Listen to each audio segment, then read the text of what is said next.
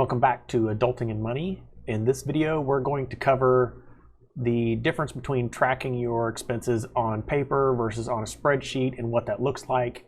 The important part for this is finding the method that works for you depending on the envelope that it is. If you remember in the last episode, we finished up spreadsheet management, so we knew exactly what to do with our bills spreadsheet when we were done with it. In this video, I'm just going to cover a few quick concepts of what to do for each envelope or expense depending on what it is. As an example of an envelope that I find personally very difficult to manage on a computer or on a spreadsheet is the groceries and life envelope.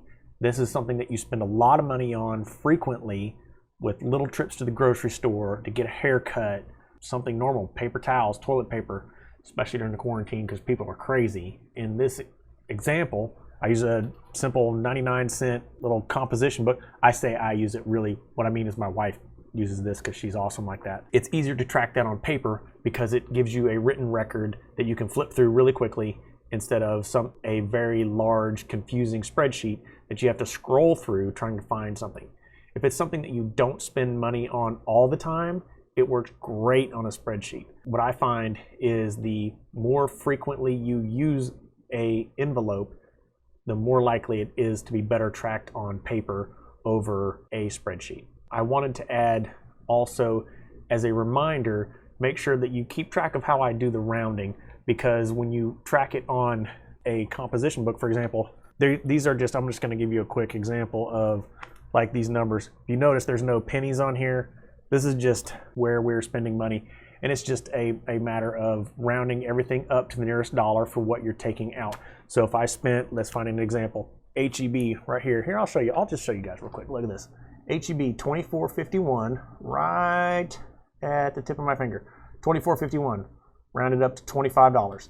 That's exactly what I'm talking about. What you want to do is round up to the nearest dollar when you take money out, because that's 49 cents that's deposited into our joint checking account that we pretend is not there, so we'll never spend it.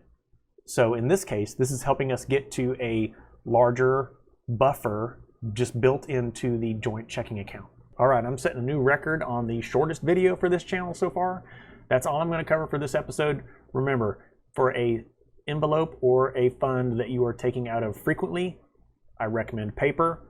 If you are taking money in and out of a fund very rarely, I recommend a spreadsheet. In the event that you're not sure, try it both ways, see which one works for you, let me know. That'll do it for this video. Thanks for watching, thanks for commenting, thanks for subscribing. We'll see you in the next episode. I'm going to build you guys a savings tracker that you can use and download that will cover all of your savings envelopes.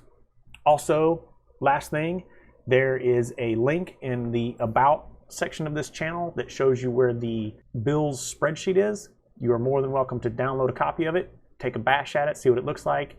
Hit me up if you need help with it, and we'll see you in the next video.